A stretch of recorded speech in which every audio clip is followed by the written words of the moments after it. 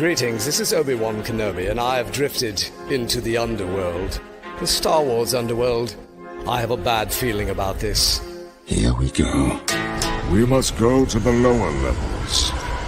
The underworld. You've taken your first step into a larger world.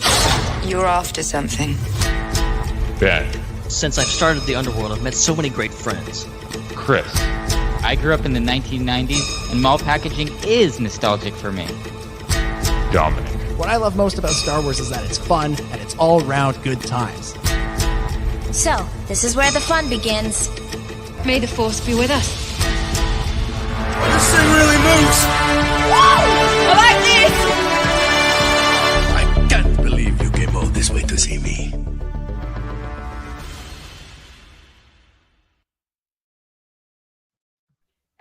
Oh no, I forgot to do the thing. Where are we? We're lost. Where are we? We're lost. We're in the void. Well, Ben's still in a void. Yeah. Well, hello again, everybody, and welcome back to another episode of the Star Wars Underworld Podcast, this second in a week episode of the Star Wars Underworld Podcast, your weekly, twice weekly this week, source for all the latest breaking Star Wars news, rumors, and discussion. And this week, we are back for that second time to discuss the fourth episode of season 2 of The Bad Batch, Faster, written by Matt Michnovitz and directed by Stuart Lee. But I'm calling this one Moneyball, a Star Wars story, because, I work in sports. And so I spend a lot of time listening to people talk about analytics versus the eye test versus instincts. And I definitely didn't tune into The Bad Batch thinking, yeah, we're going to get more of that. We're going to get an analytics debate about riot racing or pod racing, basically. And so, but I'm excited to talk about this. You can really tell this is the same crew that made Star Wars Resistance that are working on this one. And we're going to have a great time discussing it here on the Star Wars Underworld Podcast. First, though, introductions are in order in case you're new to the show or you've forgotten who we are. That can happen. My name is Dominic Jones, and with me, broadcasting from a blank void in the middle of nowhere, the founder of the Star Wars Underworld, Ben Hart, the Star Wars guy. Yes, I'm here in the eternal nothingness that is the void. No, I'm hanging out with Meeber Gascon in the void. Yeah, he's around here somewhere, I'm sure.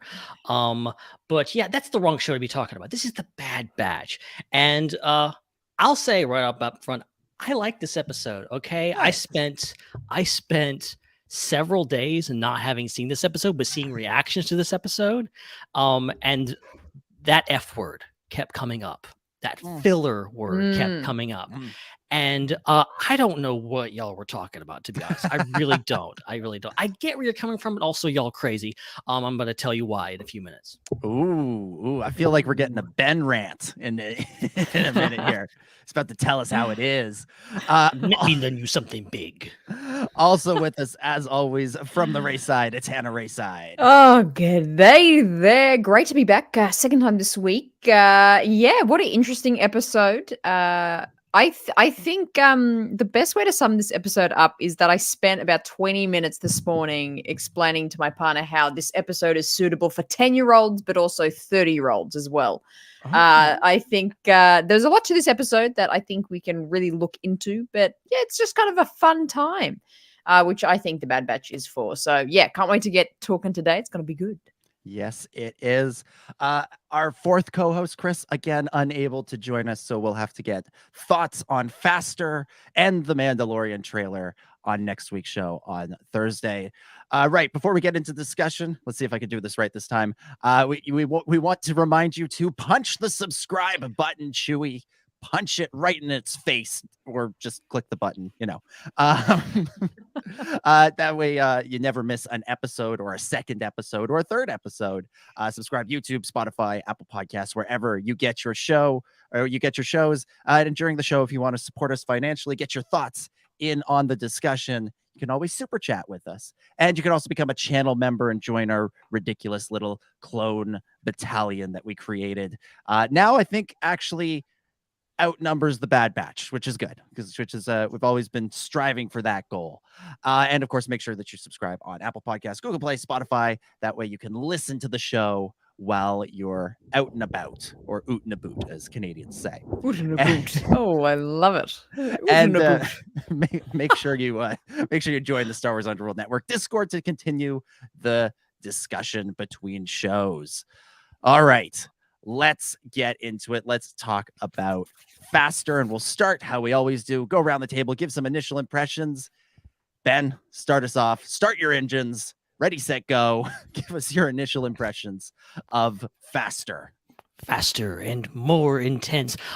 Yeah, so like I said, I really did enjoy this episode. Yeah, it on face value, it maybe doesn't feel like the most consequential episode of the entire series, but I think there's stuff going on here that I think will come into play later. There's a lot of character moments here. And again, we get some great moments for Tech, which my boy Tech, he's been in the background for so long. I'm glad he's getting his things, and he had a lot of character development for him specifically. I think it was really needed, and I think it was a fun episode. I think overall, you gotta love a race, and as much as I would have loved to seen like more pod racing, I liked that they didn't do the obvious choice. That one was something that was a bit more obscure and more something that we'd never seen before. So I like that a lot. And I like the whole concept of this race. And I like the what's going on between, the Batch and Sid and Sid's character development. And that's kind of the point that I think I'll try to make on this episode is I think this was Sid's episode. It was an episode largely about her and her life and her choices.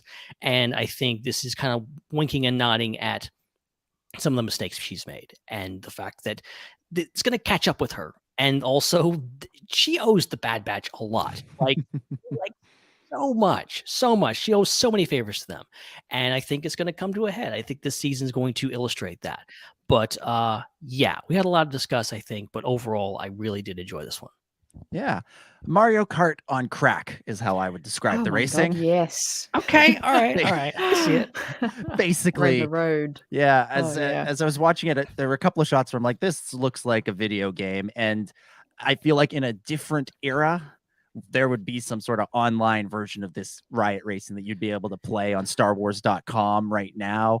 But where is it now?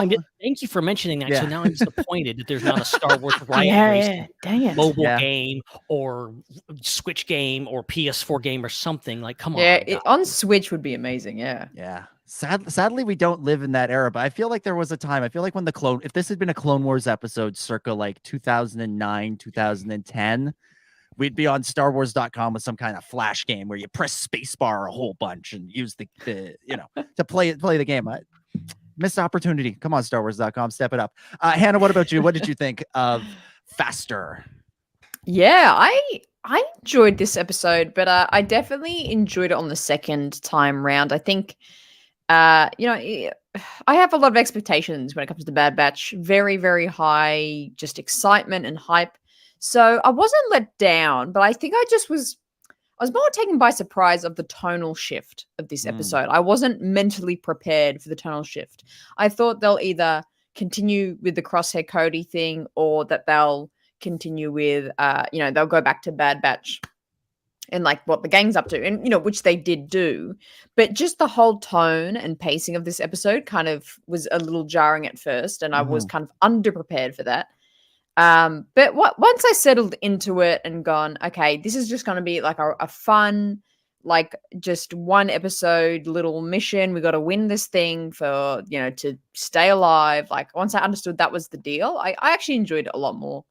The second time round with that. But interesting episode. I got some interesting thoughts with what this episode actually was telling us very with the characters. I agree with you, Ben. I think there's a lot of stuff with Sid to explore and kind of setting up through the season that we're going to have some things kind of come up with her past, as it was alluded to that she's had a shady past.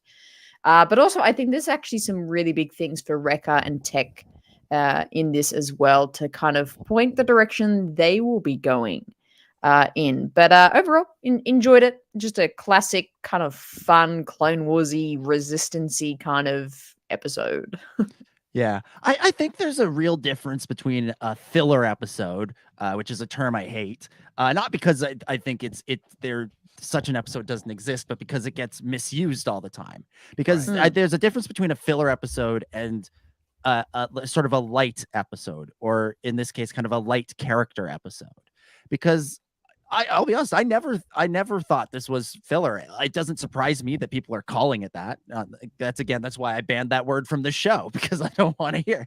I don't think that's an interesting take on the episode. But there's definitely moments in here that I think are going to be critical going down the line. And I think that last scene where Ernie Hudson tells Wrecker, Tech, and Omega, like, watch your back around Sid.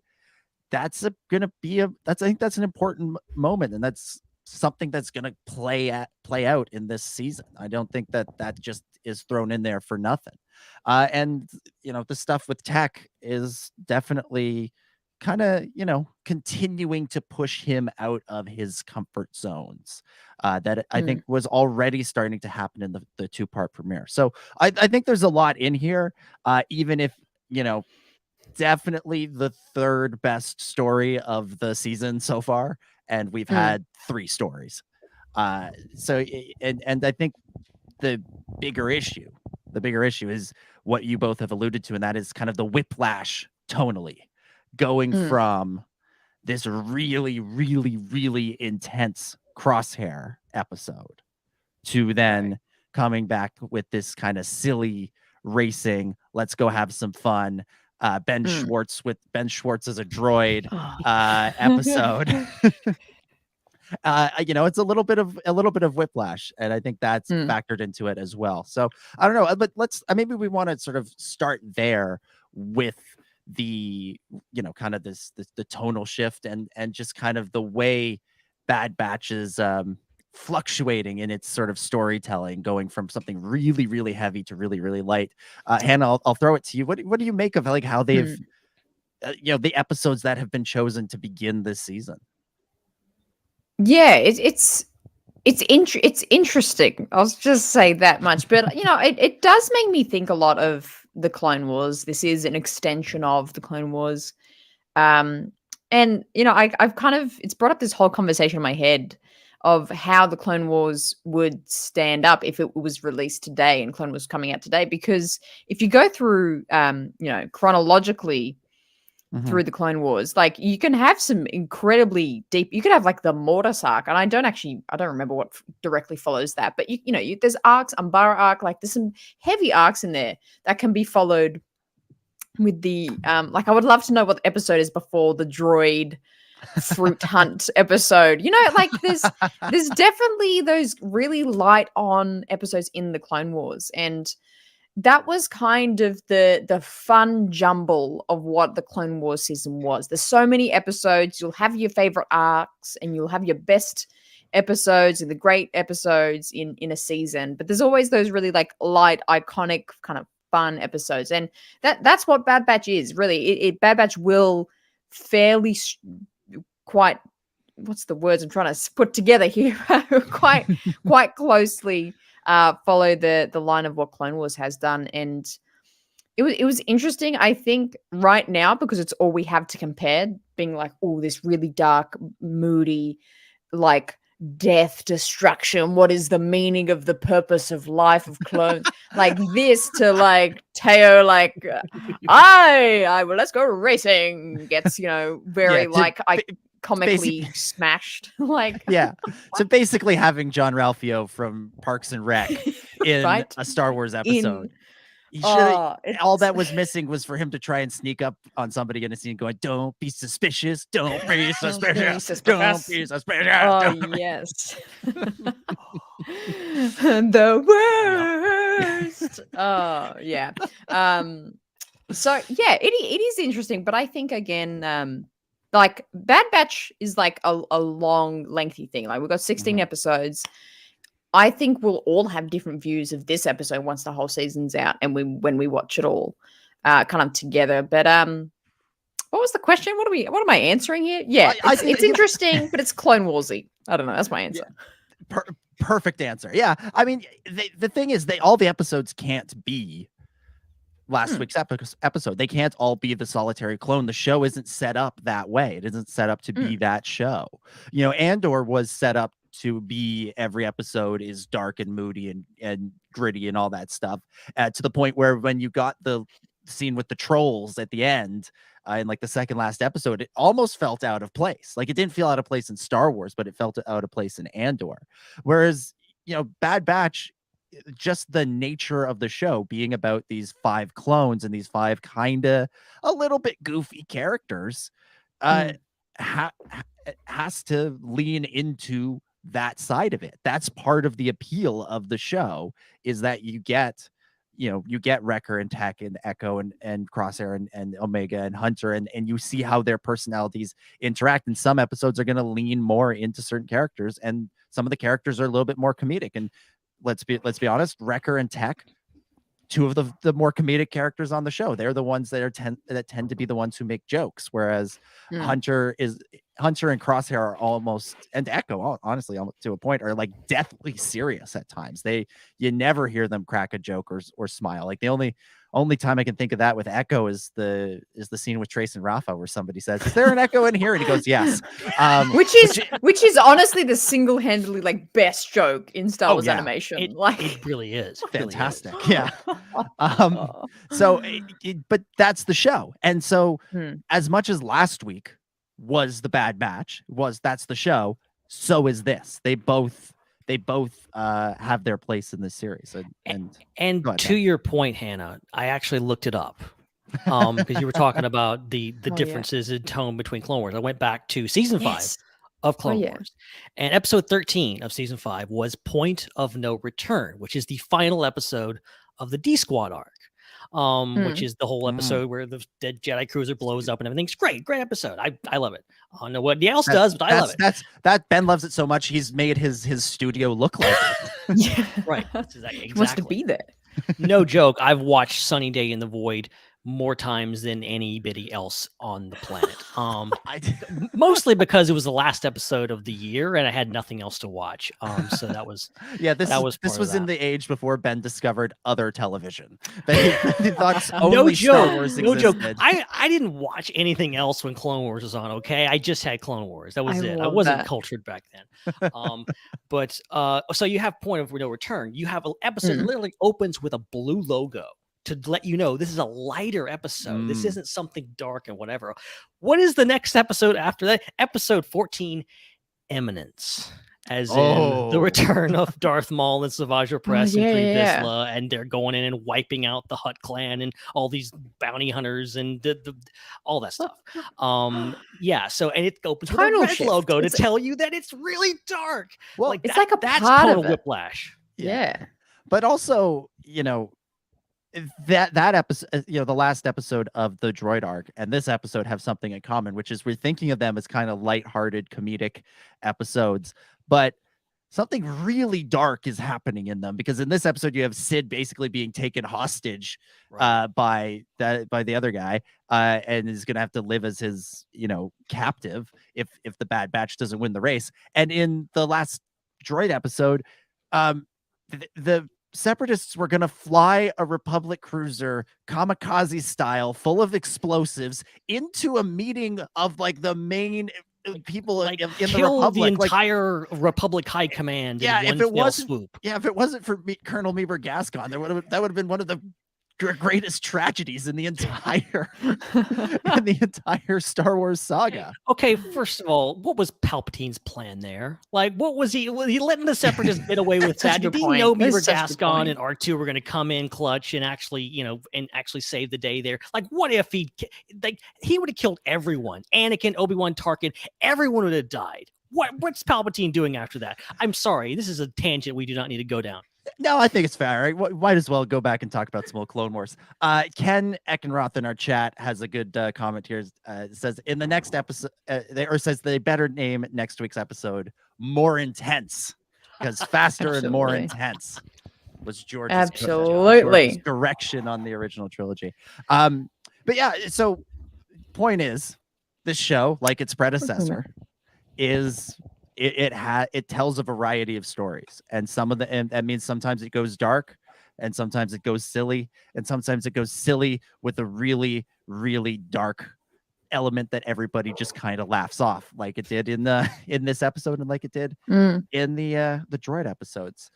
So all that to say, feels perfectly at home with the Bad Batch. Exactly.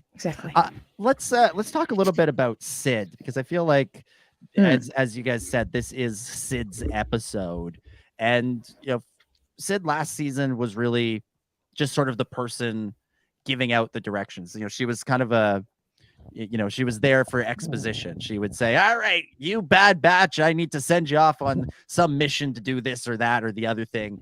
And she would be Goggles, go do this. Yeah, she'd be there at the beginning of the episode and then maybe there at the end of the episode, not really part of the main stories. So this is the first time, I think, really since she was introduced that Sid is on the adventure and is kind of the linchpin for this entire story. Ben, what did you think of what we learned about this character over the course of this episode?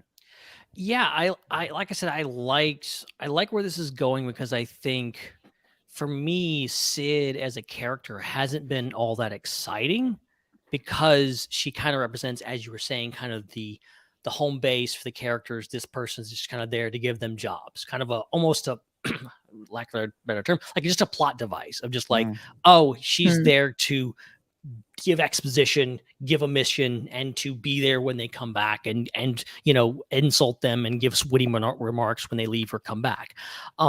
This episode added a lot of texture to her character that I think she desperately needs, and also shows kind of a trajectory of where is she going. She as a character is maybe having an arc, and it was kind of tipped off at the first part of this season when she was talking about, hey, the Empire isn't going to be isn't going to let me continue to do what I'm doing here, probably. Her kind of being self-aware of the fact of not being this pirate of like, I don't care what the Empire is doing, like knowing that yes, there is morals at stake here, there is a democracy at stake, there is something happening in the galaxy, and I'm my days may be numbered. And then going beyond that with this episode in regards to kind of hinting at, okay, yeah, she has this really dark history. She's been in the criminal underworld for probably many, many years doing some shady stuff. What's that mean? And then, she's still kind of doing shady stuff, but you can tell she's trying to be better. And also it kind of mirrors the episode with Mayfield and all those guys in season 1 of Mandalorian. It's Mando after he's done all this stuff and he's changed. He's had a baby. He's had a son and he's changed, but then he goes back with his old buddies and they're like, oh, we know you. You're this cold-blooded guy, whatever else. You're just like your old times. And it clashes with him, obviously. This is kind of that version for that with Sid in regards to, she feels like she's changed. She feels like, but you have this other guy that's like, nah, you're just like always. You haven't changed. I like that a lot. I like that we're getting this kind of different version of Sid, and I Sid that, in classic Star Wars fashion, is kind of a scoundrel, but also has a heart of gold. And I'm looking forward to exploring that part of her character more as the season progresses. Yeah, absolutely, absolutely. Hannah, what about you? What do you think of how Sid of Sid's story in this episode? Yeah, I think, I just echoing, again, pun intended, everything Ben just said there. I think... Is there an echo in here? I don't know why that got me quite good. I think, they're trying to extend her a little bit, which I'm really enjoying. And I hope that actually becomes quite a big thing near the middle or end of the season of her interactions with them. A very particular line, I don't know what would have been the first episode, I think it was, a very particular line really caught my attention of when they were having a discussion in the Sid's parlor and saying, eventually, like, I think she said, eventually the Empire will come. And Hunter was like, oh, that's far off, like that won't happen. Or something, I forget who said what, but they just going, the Empire's coming, and they're like, well, what are we going to do about it? And they didn't really talk much more about it. I think that's going to be, honestly, quite a big storyline for, like, when we get to, like, the middle part of the season and, like, going on from then. And I think it'll be really interesting to see where Sid falls in that, because really she's just a kind of a mission bounty dealer. She's kind of underground. She's running this kind of side hustle in her like not fake, it's a real parlor, but she's kind of doing it's dodgy her cover stuff. story, right? Yes, Yeah, yes. right. Thank you. Yeah. It's her version of Los Pollos Hermanos from Breaking Bad, just Breaking Bad, way yeah. sketchier. Yes. But yeah, it's exactly that. So like she's doing dodgy stuff, and I'm worried. I love to think they've made a really trustworthy relationship with the Bad Batch and her, but I'm worried that she really is a crook in her heart. She might be a nice crook. She's kind of a funny, nice one, but she might sell them out. She might sell them out or something at the end there. That's what they always say about serial killers. Oh, they were such a nice person. We all thought we could trust them, and oh wait, now they murdered. Oh, they murdered 12 people. Absolutely not. Yeah, they've never in the history of ever has the news media gone to the neighborhood of a serial killer and they're or a next door neighbor. They're like, oh yeah, I knew he was crazy. I knew he was going to do something. Like, it's never like that. It's always like, oh, they were so nice. So nice. They knew everyone. Yeah.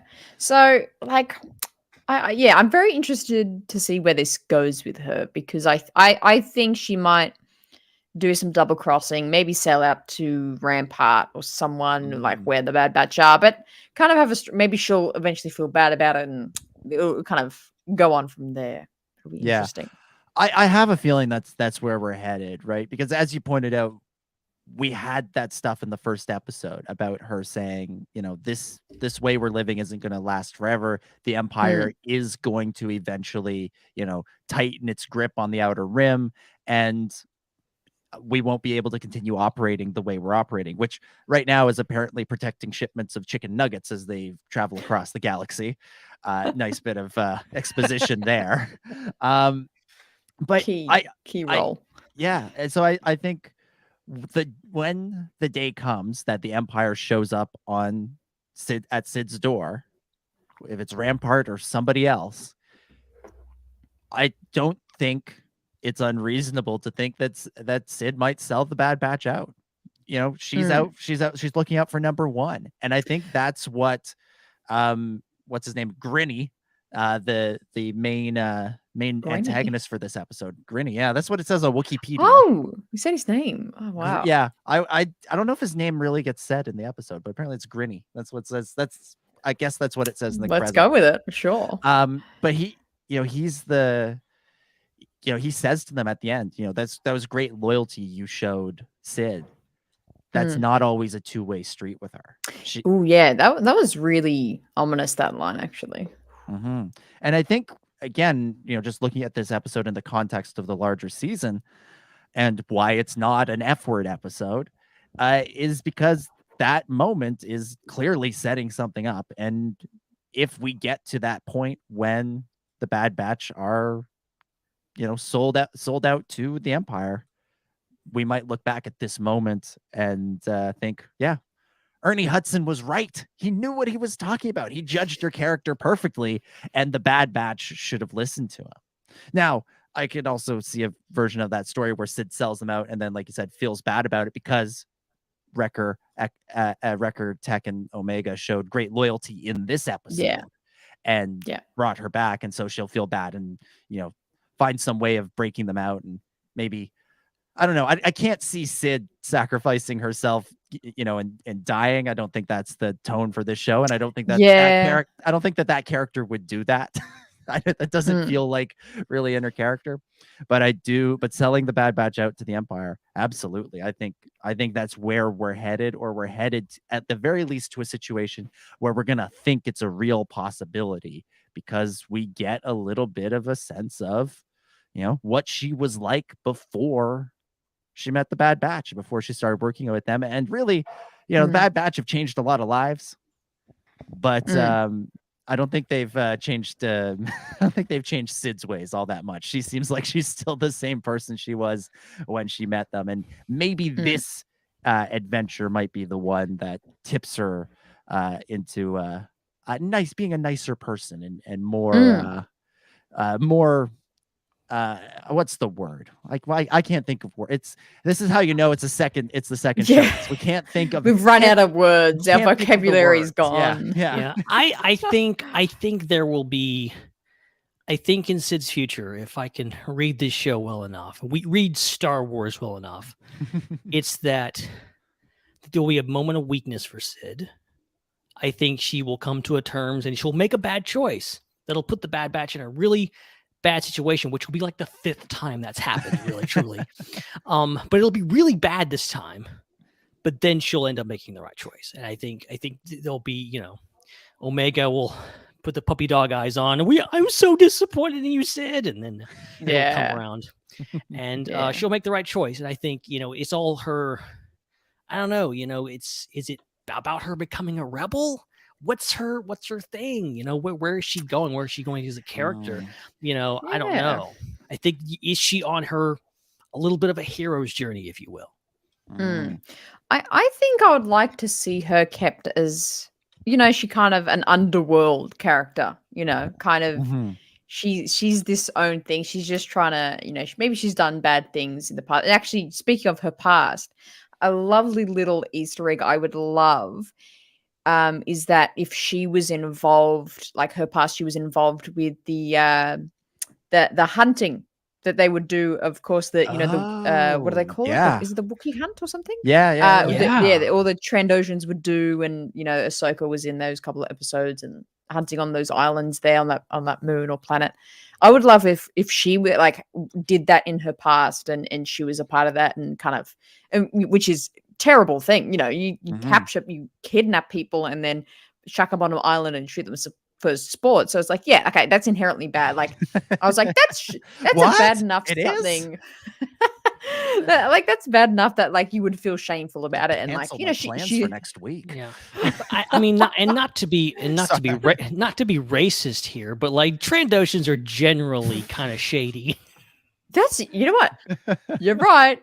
I mean, name me a Trandoshan that hasn't been shady in the past. We got Bosk. We got those dudes on the with their they're hunting people. There's got to be one. We got the only ones I feel mildly sorry for is the one that Chrysanthemum ripped his arm off. He wasn't doing anything wrong. Chrysanthemum was just pissed off. Yeah, that's fair. That's fair. Actually, I did do a really crazy eyes, that meme of trying to connect the dots of everything. There was a Trandoshan that was, what's his name? Grinny. Is that his name? Yeah. Grinny. Oh, stupid name. His Grinny sidekick. Malegi. No. Grinny Malegi. No, that's I swear that's it. I'm gonna. He's a devoting. Yeah. Oh, that's devoting. Okay, whatever. Good lord. I'm not ready for this on a Sunday. This his is how sidekick. This is how it's spelt. I don't know how else to pronounce. Grinny Malegi. Grinny Malegi. Grinny Malegi. GRINIMILLEGI. I cannot think of another way to pronounce that other than. I'm trying to think of what's that backwards, because that's often a thing. Iglum. I don't think it's a thing. Anyway, my deep dive here. His sidekick. He's got a Trandoshan sidekick that looked exactly like one of the Trandoshans from those hunting episodes. And I went back and looked at it. I've already forgot his name. I think his name was Gara or Gama or something. But he actually, and I thought it was oh my God, it's the same Trandoshan. But that Trandoshan actually died in those episodes. I think it was the dad. It was the king one. It was the main one. But he had the same coloring. He was white in coloring, and his kind of horn-like things were red. But I was so certain it was the same, but it was not a connection corner. No. I love the diversity in design for it was Hannah's not connections corner. Not connected corner. I love the diversity in designs because we have the tall and skinny ones like Bosco, and then when you have the short and stout ones like Ganoct and Sid. Ganoct wasn't Ganoct kind of was he sketchy? I know he met a terrible end, but he seemed of all the Trandoshan. Are you kidding me? He kidnapped R2-D2 and tried to sell him to General Grievous. Yeah, no, you're right. No, he was a bad dude. Definitely a bad dude. Wow. I forgot what episode Sticking up he for was in. Ganoct of all people. Hi, as president of the Ganoct fan club, I just want to say he's been mistreated. You gotta misrepresented. You gotta stand up. There are dozens of us. Dozens. For the record, the most shocking Star Wars death for me personally was Ganoc's death. Like, did not see it coming at all. I remember being like 15, going like, "Oh my god, what happened?" Just like the lightsaber through the chest. That was shocking. Man, and just to continue the discussion about other Trandoshans, because we're not talking about. That's who I was talking about. This is who I'm bloody talking about. Yeah. Sorry, I just connected that. Yeah. Matthew Hardy points Sorry, out Skier stands. Well, you say that. Skier is a character in the High Republic who's a Jedi. Not to spoil anything, but things go down with Skier that aren't always super cool. So yeah. We need a hero Trandoshan. We are really just driving this home. Just like the entire, we're just damning an entire race of people. Yeah, like they're big lizard people. We hate them. Yeah, we need we need someone to do for the Trandoshans what the Mandalorian and the Book of Boba Fett did for the Tusken Raiders. We need some positive Trandoshans for a change. Anyways, what's interesting about this episode, to try and bring us back on top, is I think this is the first time we've had two members of the Bad Batch who aren't Crosshair sit out an episode. Yeah, because no Hunter, no Echo. And I have a feeling that next week isn't going to be the story of them protecting a shipment of Nerf nuggets.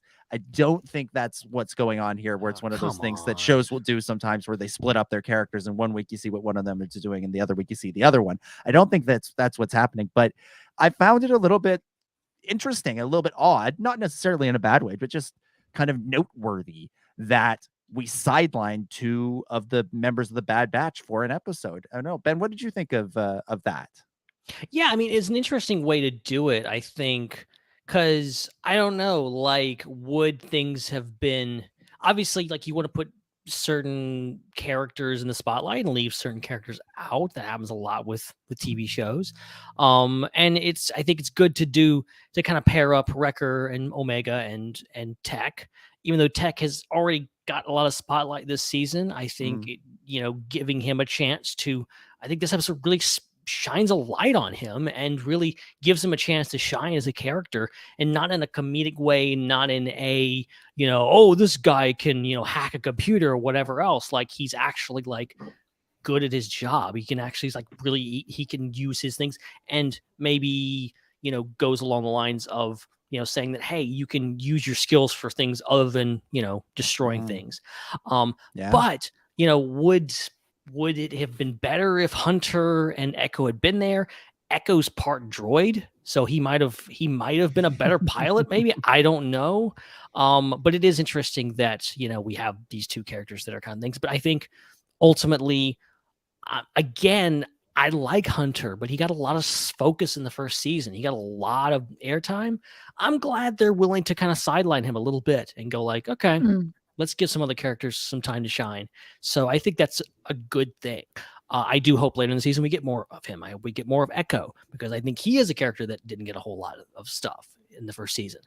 But I think this is a good little pair up, and I like that. I hope they do more things like this. Yeah, it's sort of interesting that they, it's almost like there was not enough screen time to go around, or there's not enough stuff to do in the story to go around. And so instead of having Hunter and Echo just, there watching and making a witty comment somewhere along the way, they just left them out of the episode. And considering it's the same dude that voices all of them, it's not like you're, telling one of your actors to stay home, or there's no like contractual thing where it's like the voice actor for Echo and Hunter were unavailable for this episode, unfortunately. Right? Yeah, but it's interesting. I mean, Hannah, what do you think of the way that they've we haven't had a full Bad Batch episode. We've had kind of most of the crew in the first episodes. We had Crosshair last week, and we had kind of a half crew this go around. What do you think of that fact?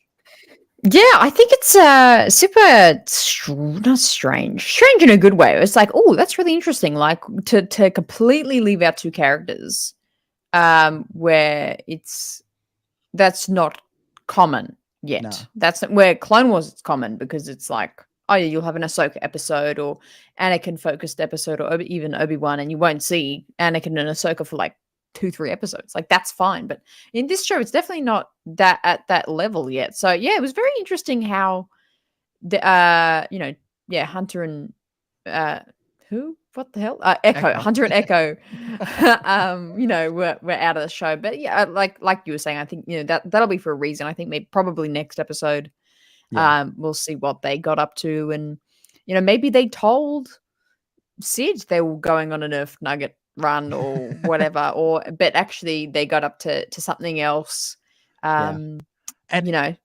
secretly. I don't know. Yeah. And of all the members of the Bad Batch I want to see paired off on an adventure together, Hunter and Echo I think are the ones. Again, just because I'm sort of fascinated by their relationship and their kind of the conversation they had in the first episode about what they could or should be doing out there in the galaxy is really interesting. And even though I don't think they want to fight each other, they might be feeling the pull in different directions. And I think pairing them up for an episode will be really interesting.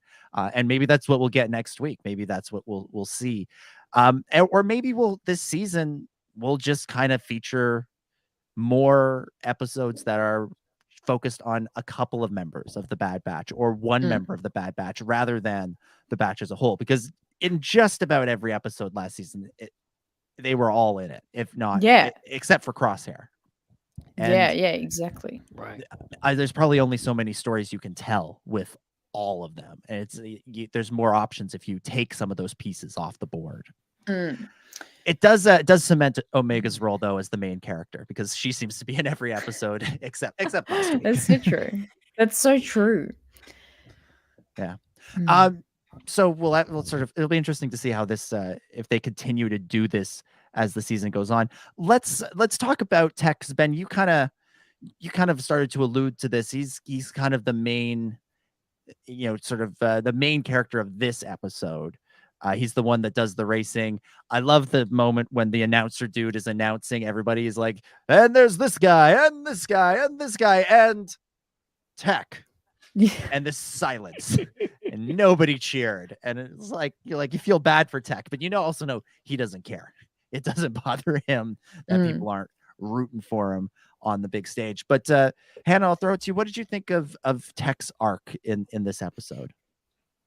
Yeah, I think it's really, really smart. I really enjoyed that. Like, this is where we're kind of going, and this I will kind of actually segue this into my broader thoughts of what they're doing with these characters, because this episode really gave me the idea and theory and go, okay, this is what's going to happen for the rest of the season, is that the Bad Batch that all of them are going to split up.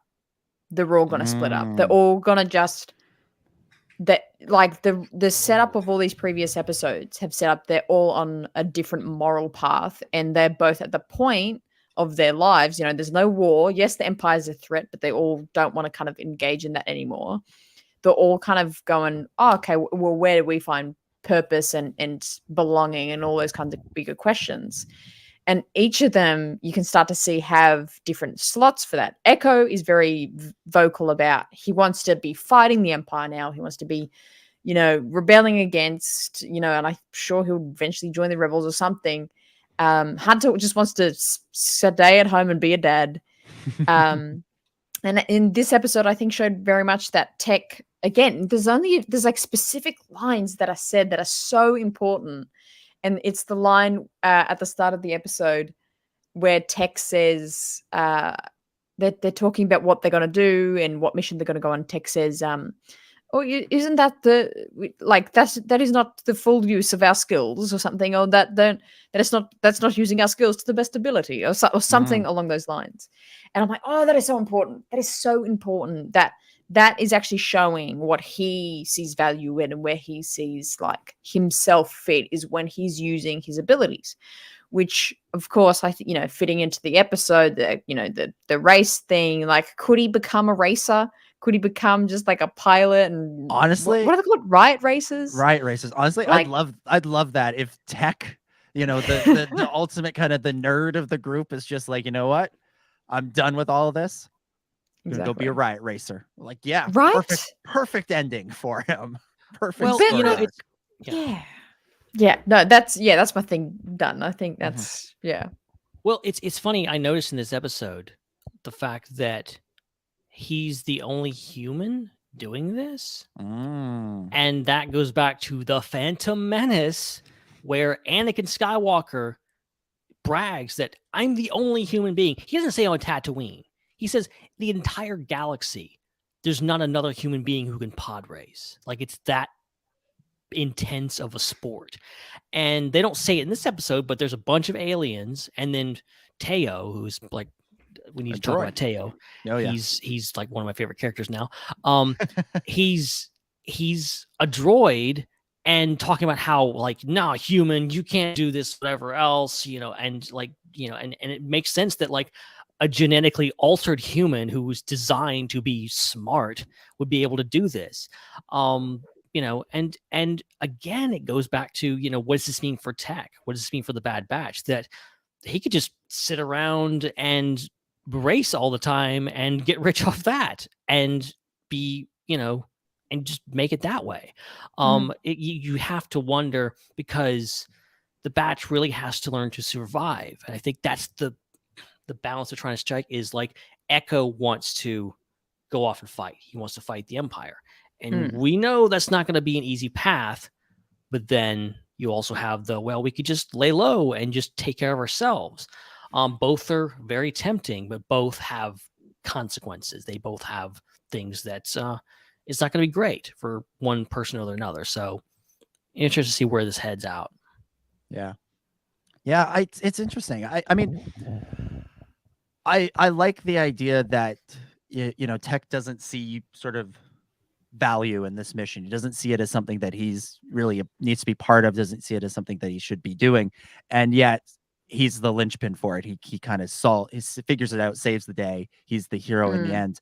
And I talked about this with the first episode, how Tech kind of had his worldview expanded by that weird separatist, or that weird Sereno man who was living in the forest and just watching them from the bushes. Roma. Yeah. Oh. Roma and Grinny. Those two need to team up for an episode. Right in the heart. Oh, they're great. Yeah. But he's talking about preserving not the history of the separatists, but the history of Sereno. And Tech is like, I never even considered that Sereno had history that wasn't part of the separatists. And here he is, thinking, oh, there's no value in me going on this mission. Why am I here? And yet he's the one who actually learns and actually figures out and can actually save the day. And so I think, again, we're seeing Tech just kind of have his worldview expanded, what he can do, where he brings value, and what the galaxy can be. Like all the other clones, he was only ever trained to be a soldier, a hyper intelligent soldier, but he never got to experience the joys and the fun that's out there in the galaxy. And was if he didn't jump out of the pod and fist bump like he had the best time of his life, but we're seeing him start to learn that there's more to the galaxy than just what he's up to with the Bad Batch and what he fought for during the Clone Wars. Right. We have to mention that. Sorry, we just have to mention what they're talking about in the comments. Yeah. Were you about to bring that up? It's like, that is so true. Surely this has to be like 6 to 8 weeks after the first 2 episodes. Yeah. So it's been pointed out in the chat that 2 episodes ago, Tech broke his leg. We all saw it happen. We saw that crate get dropped on him, He saw him walking with crutches, and he needed Romar's help to get around. And yet, in this episode, there he is walking around like it's nobody's business, like he never got hurt. The only possible answer is that Bacta apparently heals bones. That's a good, yeah. Okay. point. I don't want to be this guy when I'm going to be this guy for a second. Are you really telling me this is a galaxy where someone can get shot in the stomach, can just get repaired? They just put robot bits back, and she's fine. Someone could get cut in half, thrown down a mile down shaft, and they're fine. They just get robot legs. Someone could literally be thrown down a bottomless pit and explode, and just be cloned and come back. And a broken leg. That's your sticking point. That's the thing that messes you up with this. At the beginning of this episode, all that was missing was somebody going, somehow Tech's leg healed. And we're like, oh yeah, okay, there we go. That's all we need. Carry on. As you were. Yeah, funny stuff. Let's talk about some of these new characters that we meet. Let's start with Teo. Already mentioned the Ben Schwartz voiced droid, the pilot. If they want to just bring Teo along and have him be part of the Bad Batch, sign me up for that, because this was terrific. Ben Schwartz, hilarious as always, and he's also a guy this episode really leaned into his comedic chops, which he has many. But this is also a dude that can do some real drama. And if you've watched The After Party on Apple TV, directed by Phil Lord and Chris Miller, then or created by them, then that he has some real range to him. So he could be a real part of this show. But as we've already talked about, that we're already started cutting characters from episodes, so maybe adding another one isn't the right idea. But still, bring him back for another one. Bring him back for another guest spot. He was too fun to just use once. That legitimately such a, because you're like because I heard previously oh yeah, Ben Schwartz is one of the droid characters. I'm like, oh, this would be fun. Wasn't expecting how hilarious he'd be, just him laying on the table. And he's like, oh, will you be ready to race again? Oh, human, I'm fine. Where are my arms and legs? Just so cracked good. me up so much. That scene was so meta, because that's one thing you always do in TV is or in movies and stuff, is you always have the characters doing something while they're having a conversation. Very rarely do you just see two people just standing there having a conversation. It's always over something else.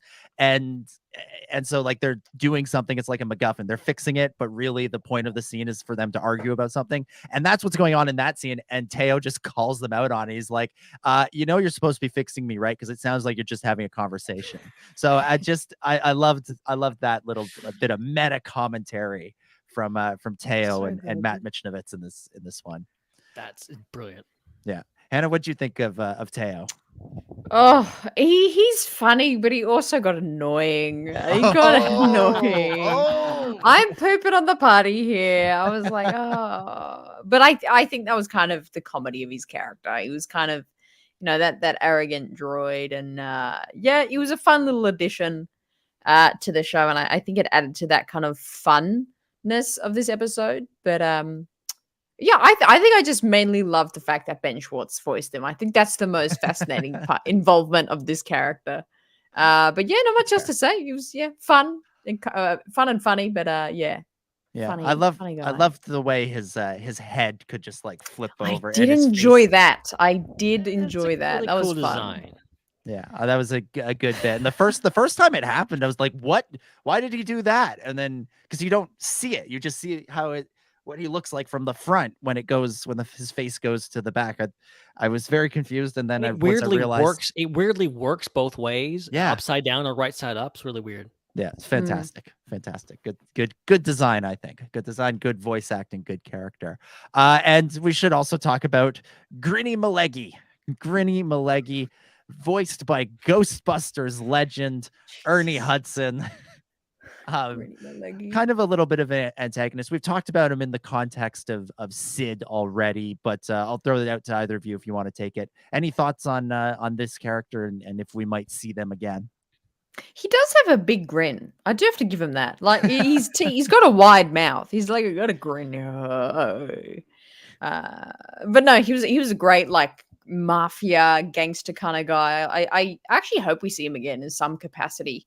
He was pretty cool. Like I feel like he could have a cool little character thing if he ended up like helping the Bad Batch in the end or something. But yeah, great gangster lord guy and cool entourage. I like it. Yeah. And an honorable gangster too. Like when the racer dude went to shoot him at the end, he stopped it. He stopped it from happening. So he's got a soul to him, even though he was willing to make a bet where a human was the prize. So, well, not a living being, a sentient being, I should say, because it was Sid. But basically a human. In the context of Star Wars, any character that walks, talks, has emotions, they're human, even if they're not. Even if they're a Trandoshan. Even if they're a Trandoshan. Yeah, one of them. Even though we hate Trandoshans. Hate Trandoshans. We'll put them in the same bubble. I really liked his character. I was expecting Ernie Hudson in Star Wars in my Star Wars bingo card, but here we are. And I'm not overly familiar. Like literally, I've only seen him in Ghostbusters. So like I wasn't overly familiar with him as an actor, but like I thought he did great. Like I think there has been examples. I won't call any names, but I think you know who I'm talking about. There's a few different examples of people that kind of came into Star Wars. They're screen actors, and they're like, I can tell you haven't had much experience voice acting. And now I want you to call people out. No kidding. yeah, I know, but I think he really did great. You know what? I'll just say it. Forrest Whitaker was a little weird. Even though he was great, he was a little weird too.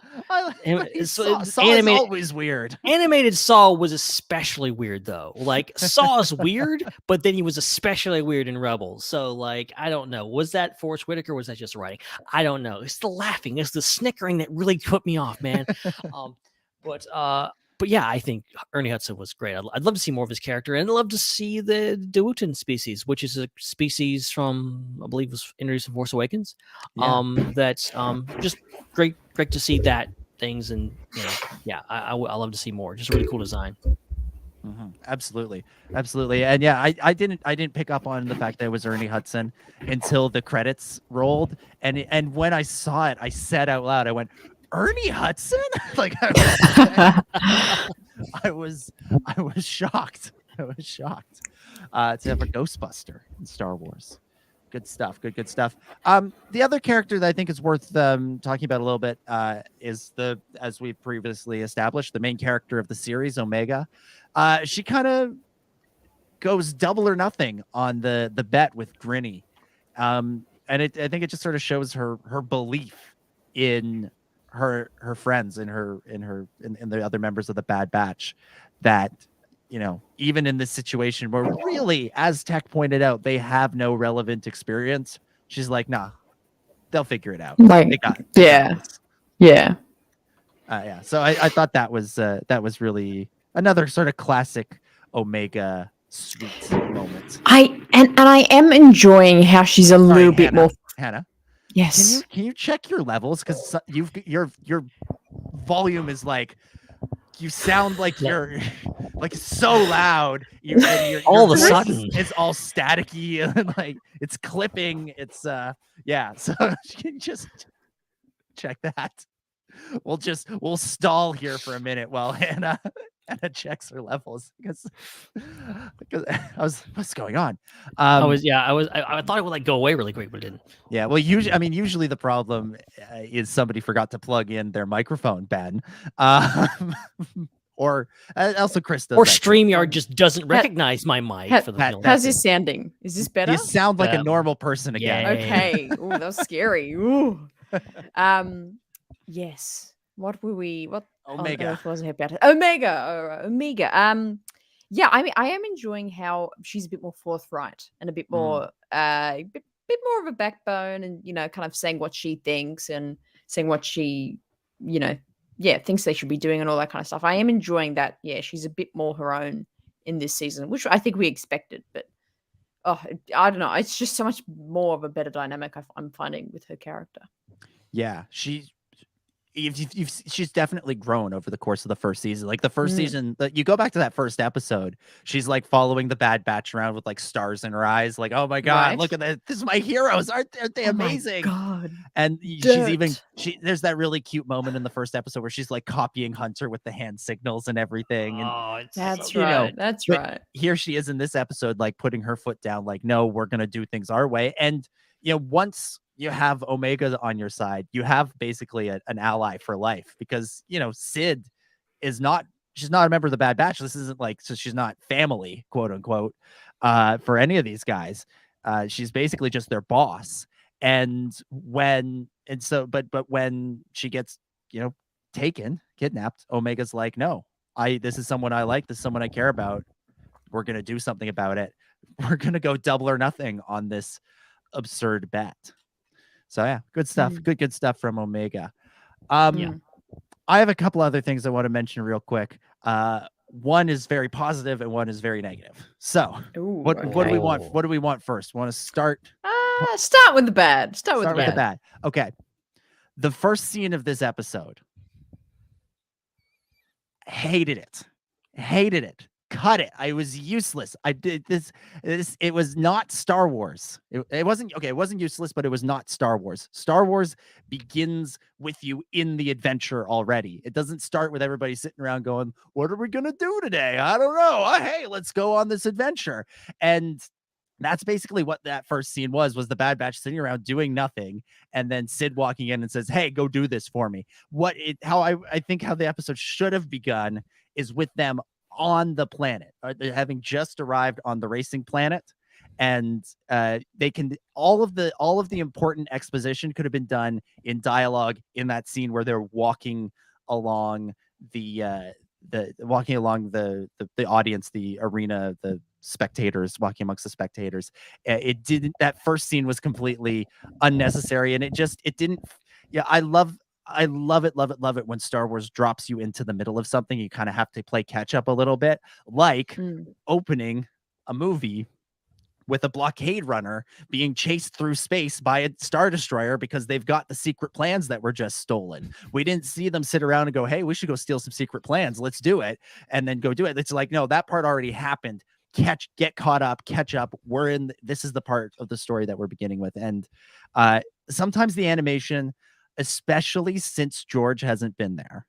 So we're talking Rebels, Bad Batch, and Resistance, doesn't quite always capture that balance. And they will do these scenes that you get in other TV shows and other movies that are the sort of establishment exposition scenes. But the whole thing about Star Wars is that it's faster and more intense. And part of that is asking the audience to play a little catch up. And I think that the Bad Batch can do that. And it has done that. And it has done that really, really well. Not that every episode needs to open with an action scene or anything like that. Last week, we had a very slow opening with Crosshair, but it really, really worked for that episode. Whereas that scene in the beginning of this episode didn't add anything. It didn't add anything. It was just sort of, well, we have all the characters sitting around in the bar talking about it, and there wasn't, I don't know. All I'm saying is it all could have been in the other scene, and it would have felt more Star Warsy. So I think Fred sums it up really well. Like the whole first minute of the show could have been in one line, like what Fred has said here. Now that we're here I can hear Wrecker saying this here on the planet, Sid. Will you tell us what we're doing here after that long flight?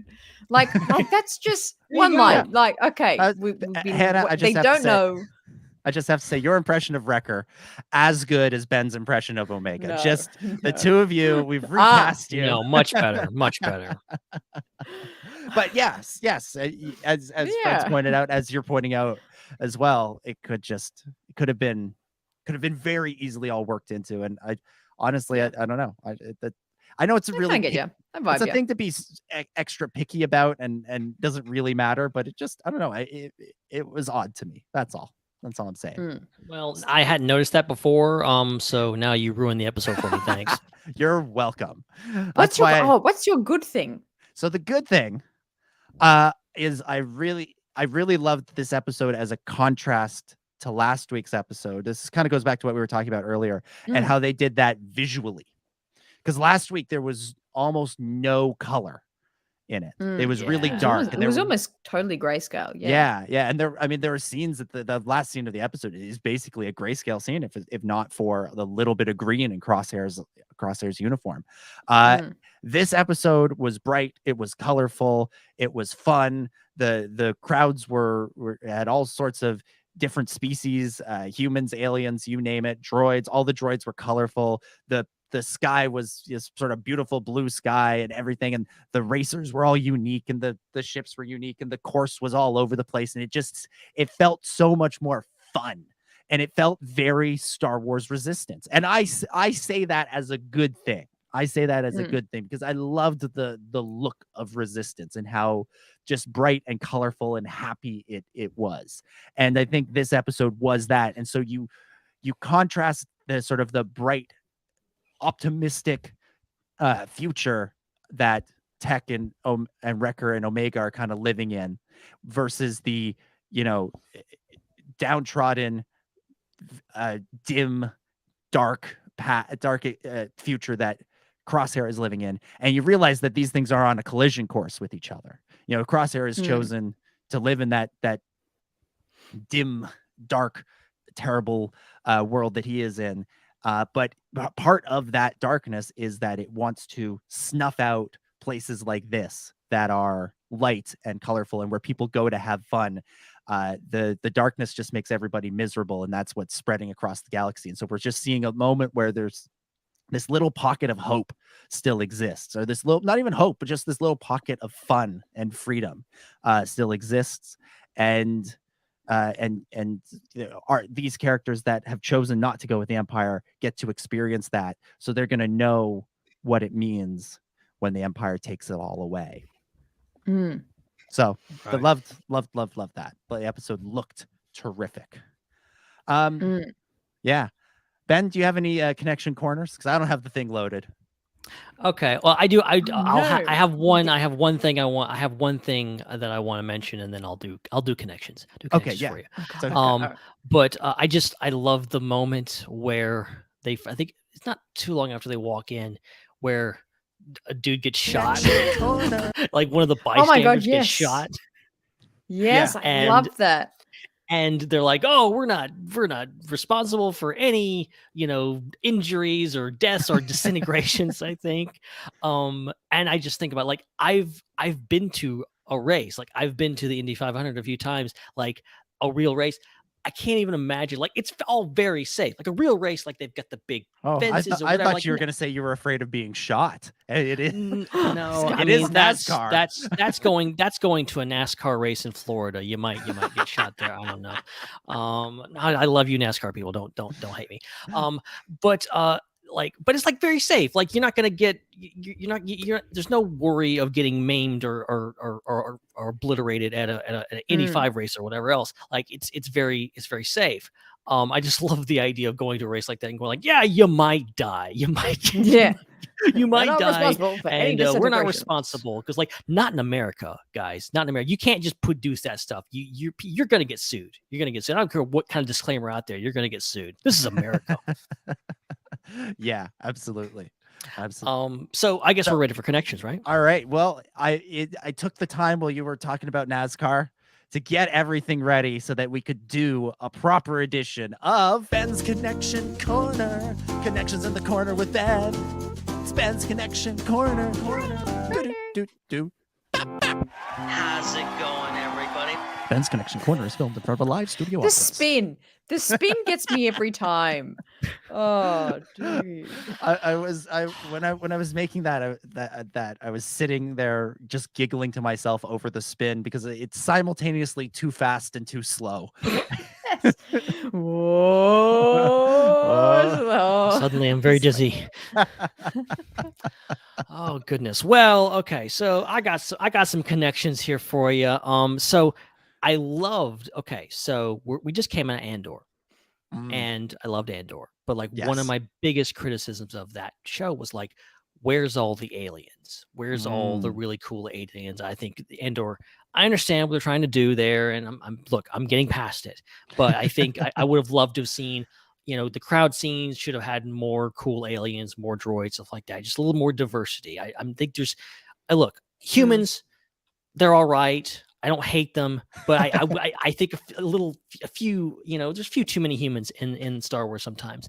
But this episode, man, had so many aliens from all eras of Star Wars. Like I mentioned, we little good old Grinny is his name. Grinny Malegi. He's a devoting who you recall. I can't remember the guy's name. I think it's Grumgar or something. He's the dude that's kind of laid back in Maz Kanata's castle with Bazine Natel, just hanging out there in Maz Kanata's castle. There's also one, and I think it's one of the Night Sisters. Not the Night Sisters, the Jedi Fallen Order sister. The Ninth Sister. That's where, not that's a where Night Sister. The Ninth Sister. Oh, that's such a good mix So up. That is close. so good. So like close. A letter off. Oh wow. But we had Deudins, which is sequel trilogy. We had a bunch of prequel trilogy and original trilogy aliens. These are just the ones that I managed to catch. We got a Bith, a Godel, a Pantoran, a Arconan, Aklish, Rodian, Twi'lek, Zutan, Nikto, Dewutin, Gamorrean, and Trandoshan. That's just to name a few in there. And so, yeah, I love that. And then also one that stuck out to me immediately was Jet Venom, which is a great name. Yeah. Great name for the racer, the villain racer. He is a Nosarian. He's the same species as Clegg Holdfast from the pod race. Yes. So classic racing. I like. What is his species? Like, are they just good racers? They go back to his planet. They're all racers. Like, is that what they're good at? Yeah. I wonder if it's like they're all like the same family. Like they're all related. They're just the whole family's races. Right. Race. Wow, I got to announce that correctly. Races, not racists. Races. I mean, they could be racists too. They could just be bad people. You never know. You know what connection I was hoping there would be amongst the racers? I was hoping. Is he still going? What? Wait, is Ben still going? Well, I'm just cutting him off. I'm interrupting. I know I'm going to be yelled at. I know that.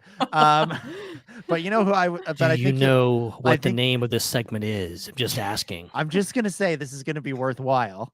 Because you know who I was hoping, one connection I was hoping we'd see was one of the racers would be one Mazguo. You know what? That would have been the most incredible piece of Star Wars. If that happened, I would lose my freaking mind. There we go. There you go. See, left worth on it, the right? sands of Tatooine. See the book of Mazguo, and it's like Mazguo clawing on the sand like Boba did out of the Sarlacc, just clawing on the sand. There we go. Anyway, there we go. Wow, what a tangent. Okay. So I think it's one of the when they go into the pipe, the forbidden pipe, the one that's supposed to be deadly, the announcer says, whoa, looks like a couple of blaster brains took the old Nellis Express to Lotho Minor. Lotho Minor is the little planet that Savage Press finds Maul on back in season 4 of Clone Wars. So pretty cool tie-in. Yeah. That's a great tie-in. That's a good connection, Ben. That's good. Yeah. That's good. Dang, and then I was the only person that noticed that. Clearly, this is solid. Yeah. This is what I left for, man. Yeah. You sounded like the snake guy on Little Minor. You sounded like that guy. What's his name? I don't remember. Snake guy. What's it? Come on, Connections Corner. Trivia champion. Are you talking about Morley from the Trash Planet? Yeah. Wait, isn't that what you're talking about? There's more on this planet than junk. Yes. Ooh, okay. It's that's a good old Ben Diskin. Is it? Who also plays AZ3 in Bad Batch. Oh. Now that's a veteran. Good connection. This is a good segment. This is solid. See, I'm really good at this, guys. Yeah, I totally may. Yeah. Anyway, one more. I'm not Yes. done Alright. yet. This I'm better not, you be- thought this that was better be good. the one. You thought that was good. You have no idea. Actually, I don't know if this is good or not. I'm just continuing to throw on this theory that I have, because I mentioned last week, talked about, there's this thing with people throwing down their weapons. There's, from Luke Skywalker to good old Hauser to Cody. Now, what happens in this episode? Halfway through the race, Tech drops his weapons, realizes that he can win the race without violence. I cannot help but make the connection here. Okay, this is real. This is real thin. Okay, but I'm going with this. That this is like super symbolic of Star Wars, the overall journey of Star Wars, the overall theme of Star Wars about violence and how you win without throwing down your weapon. All this kind of stuff. It fits right in. I'm telling you, this episode is bigger than we even know. This is Ben's thematic connection corner. Yeah. Yeah. I really like that. Yeah, that's a good one. That is a strong closer, excellent closer to another edition of Ben's Connection Corner. Connections in the corner with Ben. It's Ben's Connection Corner. Do. How's it going, everybody? Ben's Connection Corner is filmed in front of a live studio audience. Now I have one to add. Oh, okay. You're doing it in the right place. Yes, Unlike yeah, some I people. needed the segment to end, and then I can add it. Okay. So there, I'm really surprised. I thought this was going to be the last amazing one you had, even though that was an amazing one. When they were announcing all the pod racers, that going through all the people, and did you not pick up on Quick Draw Quazo? Or Quazo, where he had the body, he was purple. He had the body of a of C3PO. Oh, what are those units Protocol called? droid. Protocol. Oh my god, yeah, thank you. Of a protocol droid and a head of a battle droid, like in Attack of the Clones. When My legs aren't moving. I C-3PO must need goes, maintenance. Yes. Quick Draw Quazo. So that's There's also a commando droid in there. Yes, that's a droid, which is really cool. After the last episode of seeing them in action, now they're just like throwaway. They're getting other jobs too, right? I just want to say I like the name Quick Draw Quazo. That's a I didn't catch that. That's incredible. Solid name. Good classic Star Wars. Wars. Of him somewhere, I'm sure. Yeah. He gives a thumbs up too. Oh, he's like the finger guns. He like yes. He's so cool. He's the coolest of all the racers. Oh yeah. There he is. He's doing the he's doing a little finger gun thing. Look, okay, Hasbro. What a cool guy. Hasbro. Yeah. I'm not really into like buying for Black him. Series figures anymore. But if you make that figure, I will buy it. Promise. He's so cool. Again, if this episode had come out circa 2009 to 2011, there'd be a figure of this guy on the shelves in about a month. Pretty great. All right. Anything else anybody wants to bring up about this episode, or should we hit final thoughts and that sort of thing? I think we're good to go. I think I've said too much already. So yeah. Okay, good. Well, in that case, let's give our final thoughts and scores out of 10 for Faster, the 4th episode of season 2 of The Bad Batch. Hannah, start us off. Your final thoughts and score out of 10. Yeah, I think at first glance, people might think this is a very lighthearted and a bit of a nothing episode. But, we've sat here for over an hour and talked about all the interesting character little tidbits of what happened to this episode. And I really enjoyed it. I think it's a fun episode, very, very different from last week. But I think in contrast, it makes last week episode seem more drastic and dramatic and intense. And I think there's things in this episode that I think we'll see happen and kind of connect to later in the season. Stuff with Sid, I think Tech and even Wrecker, had some interesting kind of developmental things happen in this episode that will come to an interesting point in the episodes to come. So yeah, really enjoyed this episode. Are we rating these episodes out of 10? Yes, we are. Yes. I'm going to give this an 8 out of 10. 8 out of 10 from Hannah. Ben, what about you? Final thoughts, score out of 10 for Faster. Yeah, so like I said, I really did enjoy this one. It was, I think it may be kind of a lone wolf or a something. I can't think of a good analogy, but something that's lying in wait that we're gonna find out later is more important than we realized. And I think this is a good episode for Sid. It was a good episode for Omega. You're talking about earlier, Omega kind of having some agency. I like that about her character. I think she may end up kind of stepping up and helping to decide where they go after this. Where does the Bad Batch actually, what are they going to do with their lives? What are they going to do as a batch? And so I think Sid's probably going to play a part in that. But it's very ominous ending the episode with, watch your back. That's pretty telling. And, are we meant to believe that, he's just being a bad guy trying to sow seeds of division in our heroes?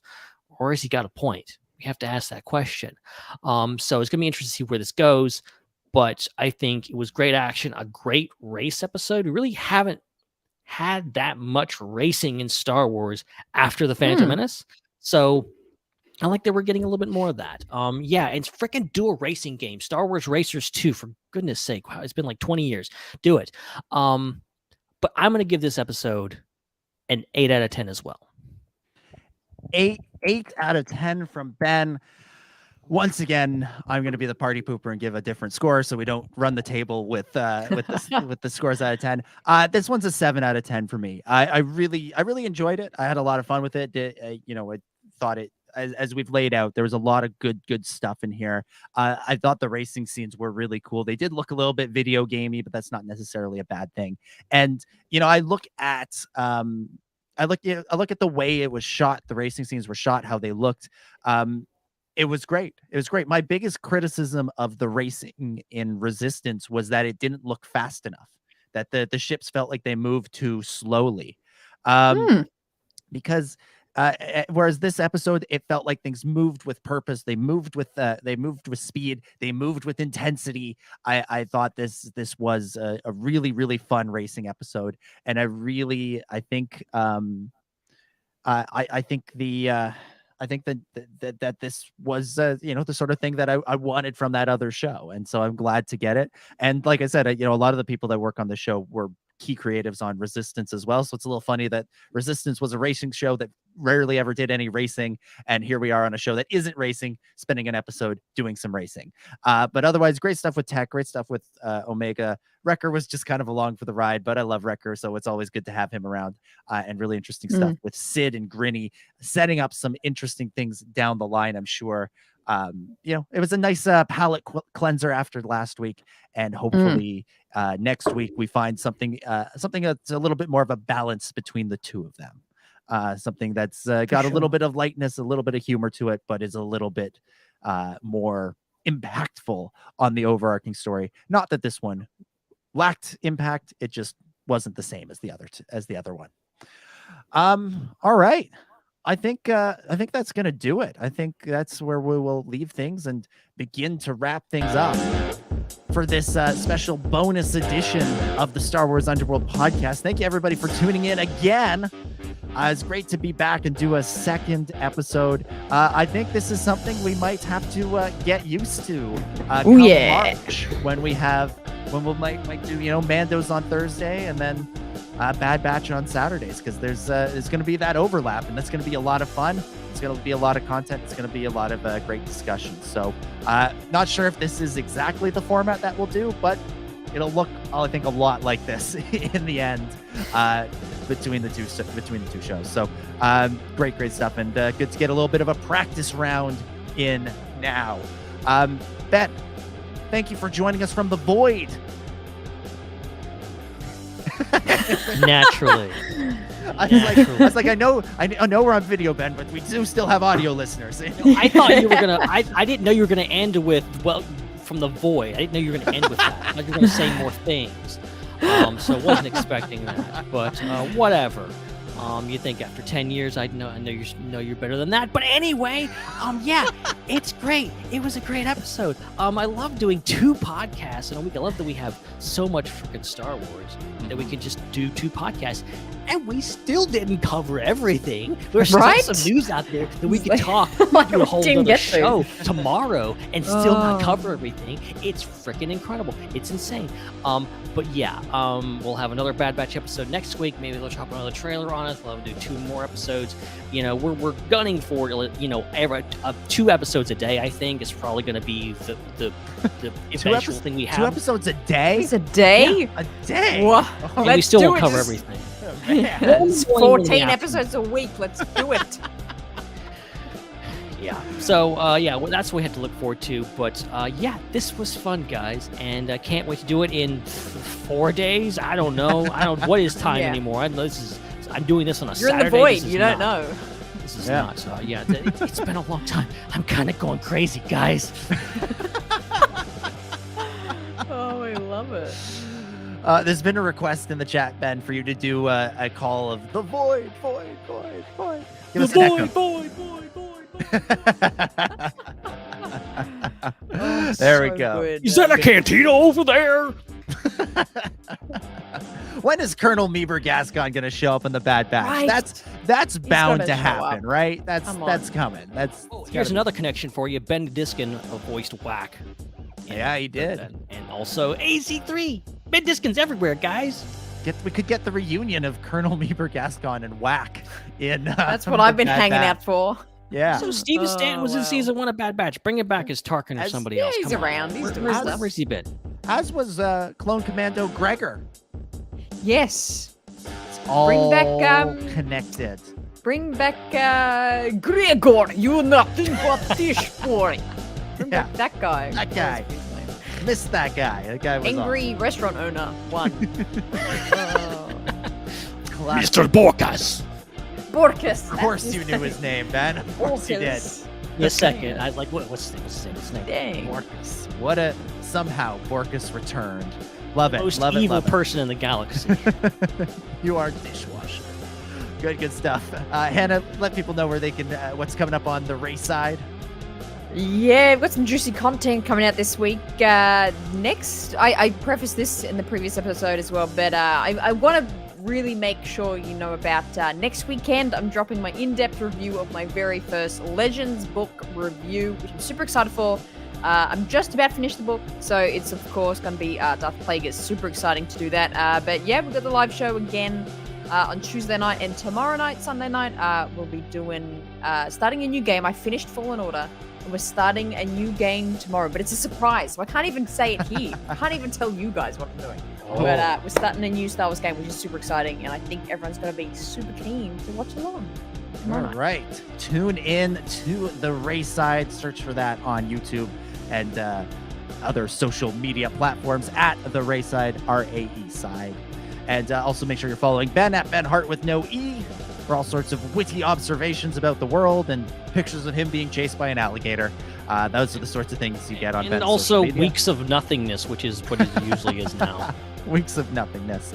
And make sure you follow Chris as well at Seek3PO and follow the Star Wars Underworld at the SWU. And hey, why don't you follow me too at Dominic J25. Of course, as always, want to remind you, punch the subscribe button. That way you never miss an episode. Subscribe on YouTube, Apple Podcasts, Spotify, wherever you get your shows. That way you'll also know, hey, there's a second show some weeks. That's pretty cool.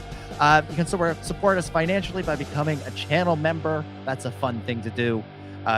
Leave your reviews on the various podcast feeds.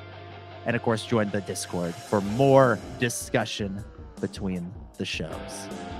All right, that's it. We will be back on Thursday at our usual time in our usual place. So tune in then. But for now, for Ben, for Hannah, for Chris, for all the other wonderful people at the Star Wars Underworld, get your salutes ready. My name is Dominic, and may the Force be with you.